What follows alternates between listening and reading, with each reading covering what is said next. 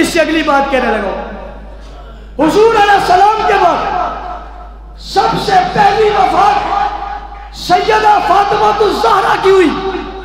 کس کی؟ سیدہ فاطمہ نے حضرت علی سے کہا میرا جنازہ دن میں مت اٹھانا، رات میں اٹھانا۔ بی بی کیوں؟ تو نبی کی بیٹی ہے، دنیا بنائے گی۔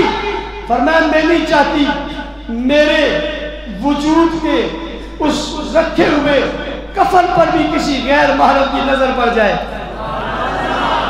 میں نہیں چاہتی، میں نہیں چاہتی۔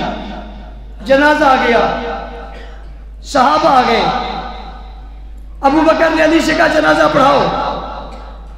ابو بکر نے کہا میں، علی نے کہا میں نہیں پڑھاؤں گا۔ کیوں نہیں پڑھاؤ گے؟ کہا جنازہ آپ پڑھائیں گے۔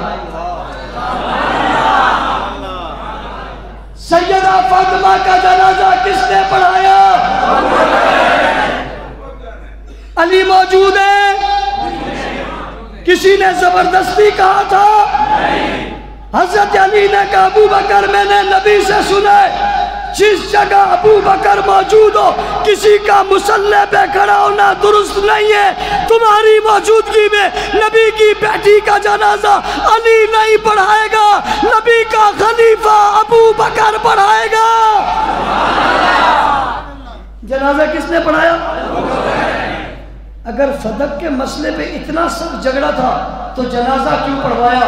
خدا را امت کو منتشر مت کرو، وحدت کا جنازہ مت نکالو، امت کو پارا پارا مت کرو، امت کو تقسیم مت کرو، غلط راستے پر مت لگاؤ۔ ہم علی کے بھی ماننے والے ہیں، ابو بکر کے بھی ماننے والے ہیں، حسن کے بھی ماننے والے ہیں، حسین کے بھی ماننے والے ہیں۔